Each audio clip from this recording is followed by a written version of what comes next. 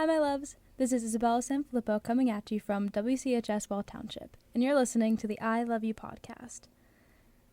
Today, I'm joined by Dia and Becky. And for today's episode, we are going to be talking about quality over quantity. We've all heard this saying. I don't know if it's a saying or if it's I think it's a saying. I think it's a saying. a saying. I always think of it as sports, like when you're exercising. Like Yeah. quality over quantity. Do better. Like lifting and Yeah. stuff. Yeah, I agree. That's the only time I've like heard good it. form over Yes, like how yeah, many like you could do. that. But today we're applying it to our world and people in our lives.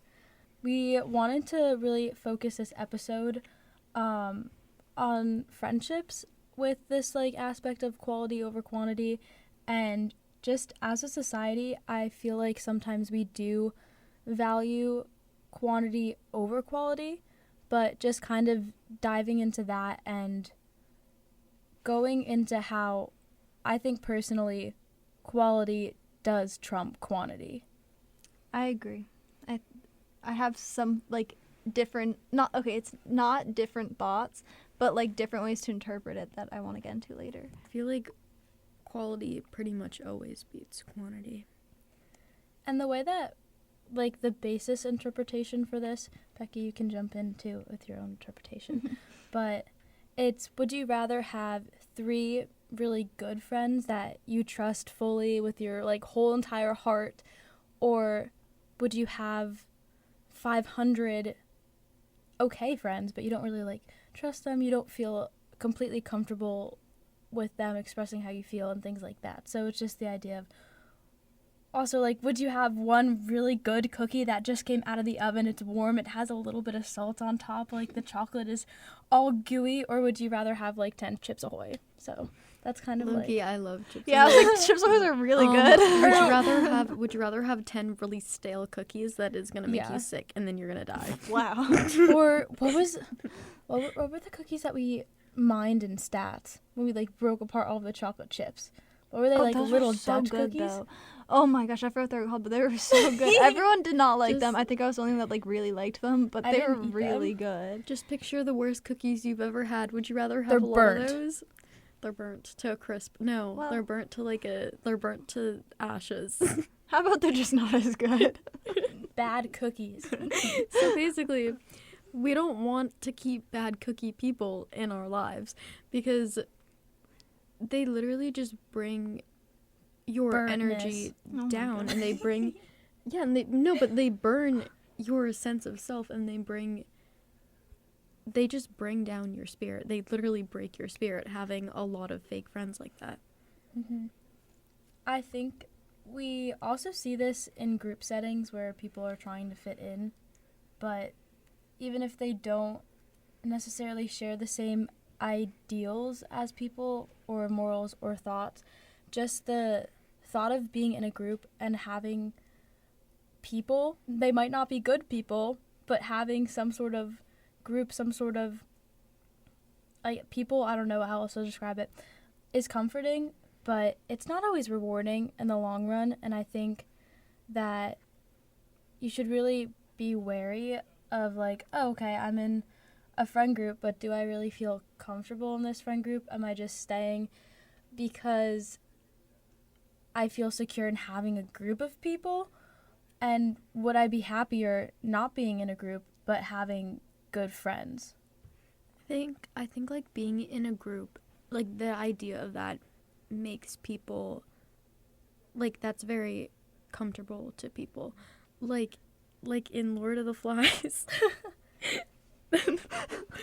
Like in Lord of the Flies, these kids were crazy. Like whatever they were doing, it was insane, but they still wanted to be a part of the group because it's that idea that you have people to rely on, but then you have to think about the quality of these people, and it's like, are they actually people who you can rely on? And if you're having to change yourself to fit in with other people, then it's gonna hurt you in the long run because you're losing yourself. And there are people that, and even though like it seems like you have no one if you drop these friends, or if you like stop hanging out with this group of people that you don't actually like, your people will find you. Mm-hmm. I think going off the Lord of the Flies reference, maybe we should all be a little bit more like Ralph.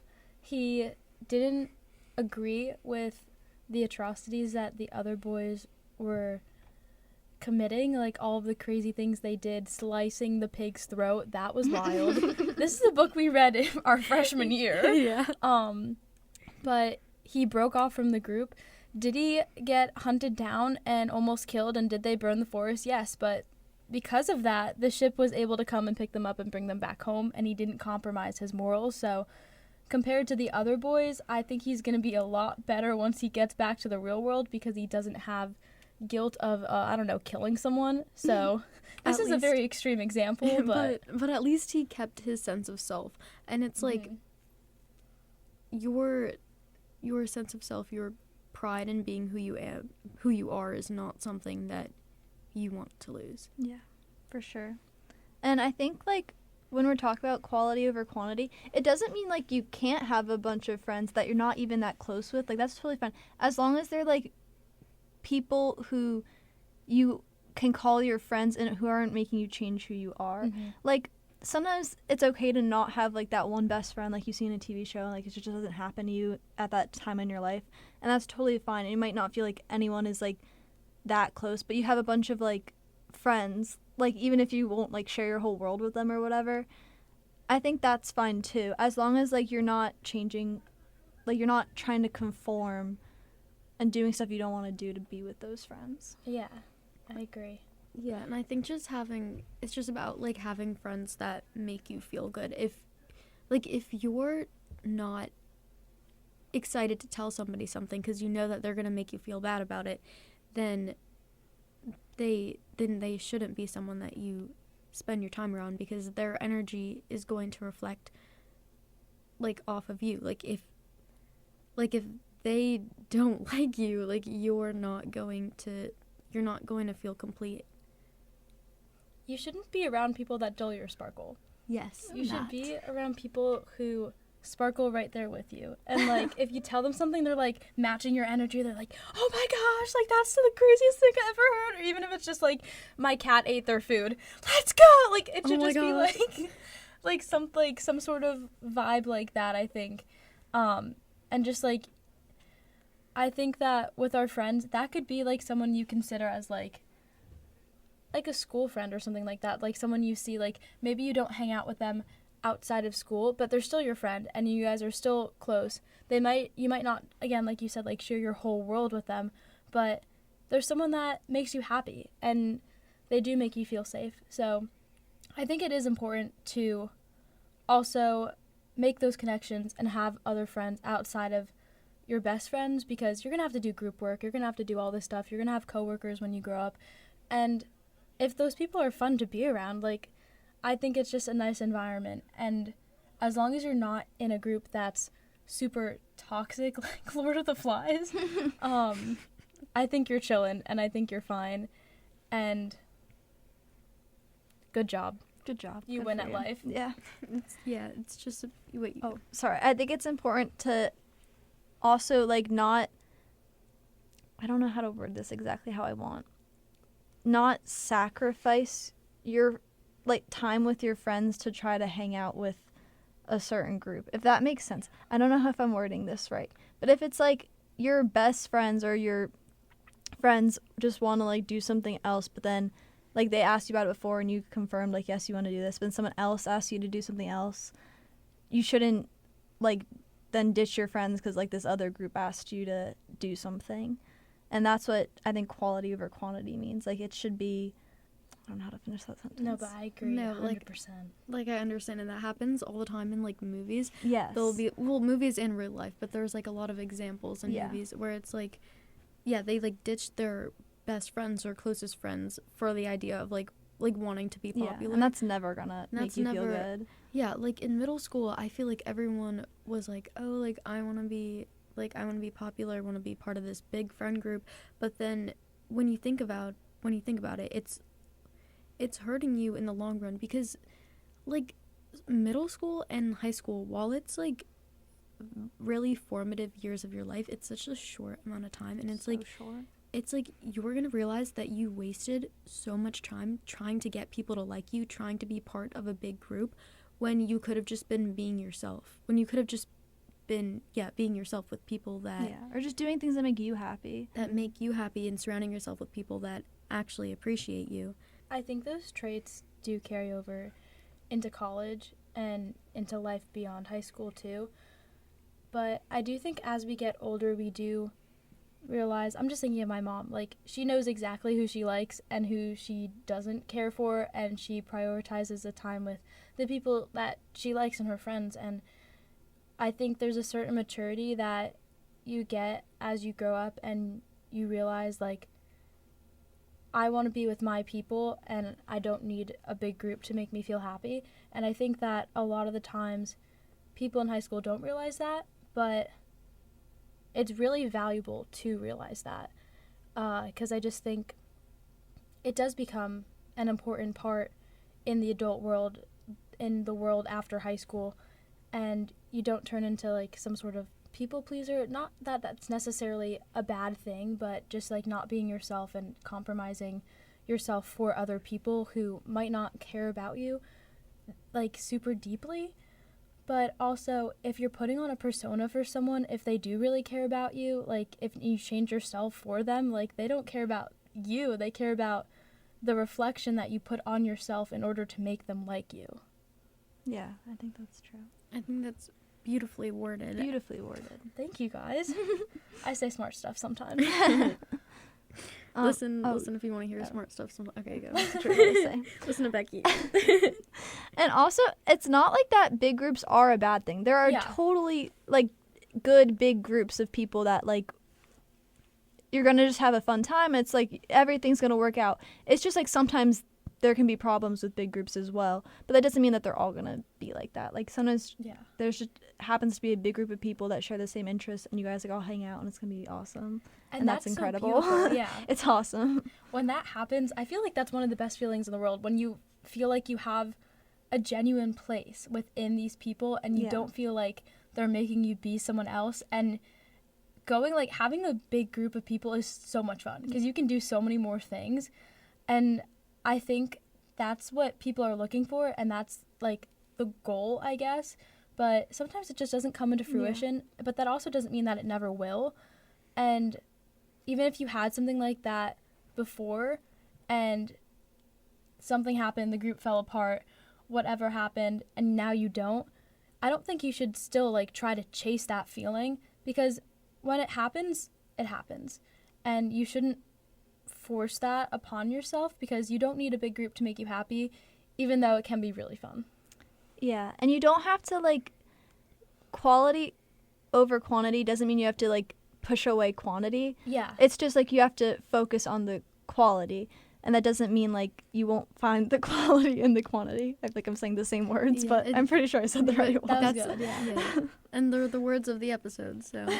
and I feel like sometimes people, like, they want approval from big groups, or, like, the people in these groups. But it's, like, just because, like, certain people don't like you doesn't mean that there's not other people that are going to like you for exactly who you are. Mm-hmm.